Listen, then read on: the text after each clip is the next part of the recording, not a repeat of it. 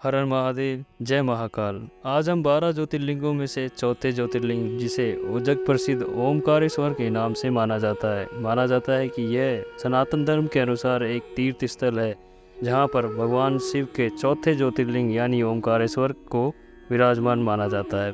यह शिवपुरी में स्थित है, जो कि मध्य प्रदेश में स्थित है। यहाँ पर 2 ज्योतिर्लिंग की पूजा की जाती है, जिसका नाम ओमकारेश्वर और अमलेश्वर के नाम से जाना जाता है। माना यह जाता है कि जिस तट पर यह स्थित है उसका आकार ओम के नाम से बना हुआ है, इसीलिए इन्हें ओमकारेश्वर माना जाता है। यहाँ प्रतिदिन अहिल्याबाई द्वारा एक शिवलिंग मिट्टी के द्वारा निर्मित करके 18 शिवलिंग नर्मदा नदी में विसर्जित किए गए थे।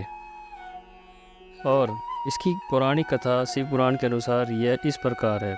एक बार नारद जी ने भ्रमण करते हुए विंध्याचल पर्वत पर पहुँचे। वहाँ पर्वतराज विंध्याचल ने नारद जी का स्वागत किया और यह कहा कि तुम मेरे स्वर गुण संपन्न हो, मेरे पास सब कुछ है, हर प्रकार की संपदा। और नारद जी की से ये सक्षम पहुँचे। नारद जी ने विंध्याचल के अभिमान युक्त बातें सुनकर लंबी सांस खींचकर चुपचाप खड़े रहे। तब विंध्याचल ने नारद जी से पूछा कि आपको मेरे पास कौन सी कमी दिखाई देती है, जिसे देखकर आप लंबी सांसें ले रहे हैं।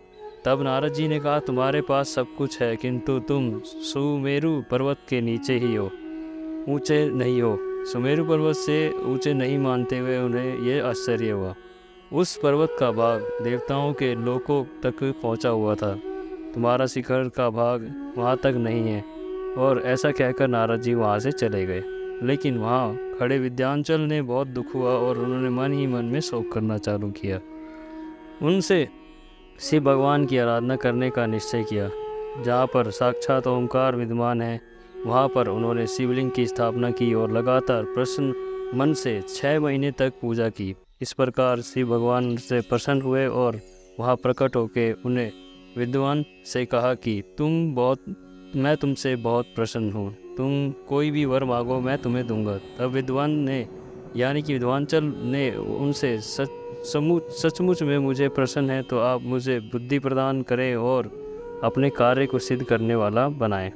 तब भगवान शिव ने उससे कहा कि मैं तुम पर यह कृपा करता हूँ और यह वरदान देता हूँ कि तुम जिस प्रकार का कार्य करना चाहते हो वह सिद्ध होगा। वर देने के पश्चात वहाँ से भगवान और ऋषि सब आए। सभी ने भगवान शिव की पूजा की और प्रार्थना करके, हे प्रभु, आप सदा के लिए यहाँ विराजमान हो जाइए। यह कहकर भगवान शिव अत्यंत प्रसन्न हुए और लोक कल्याण करने के लिए भगवान शिव ने यहाँ लोगों की बात मानकर ओमकार लिंग 2 लिंगों के विभक्त हो गए, जो कि पार्थिव लिंग विंध्याचल के द्वारा बनाया गया है और दूसरा परमेश्वर लिंग के नाम से जाना जाता है। जो भगवान शिव जहाँ स्थापित हैं वहाँ लिंग ओमकार लिंग कहा जाता है। परमेश्वर के लिंग को ओमकार लिंग, ओमकारेश्वर लिंग भी कहा जाता है।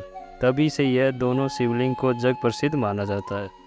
माना यह भी जाता है कि दूसरी एक कथा और प्रचलित है, जहाँ पे राजा माधवंता ने इस पर्वत पर घोर तपस्या की और भगवान शिव को प्रसन्न किया था। तपस्या से शिव भगवान अत्यंत प्रसन्न हुए। तब राजा ने माधवंता ने शिव भगवान को सदा के लिए यहाँ पे विराजमान किया था। तो इस प्रकार हमारे महाकाल का ओमकारेश्वर मंदिर की स्थापना और एक ज्योतिर्लिंग की यहाँ पर स्थापना हुई। मैं आशा करता हूँ कि आपको हमारी यह कहानी अच्छी लगी होगी और आप पर और आपके परिवार पर सदैव महाकाल की कृपा बनी रहे। मैं ये आशा करता हूँ। जय महाकाल, हर हर महाकाल, ओम महाकाल।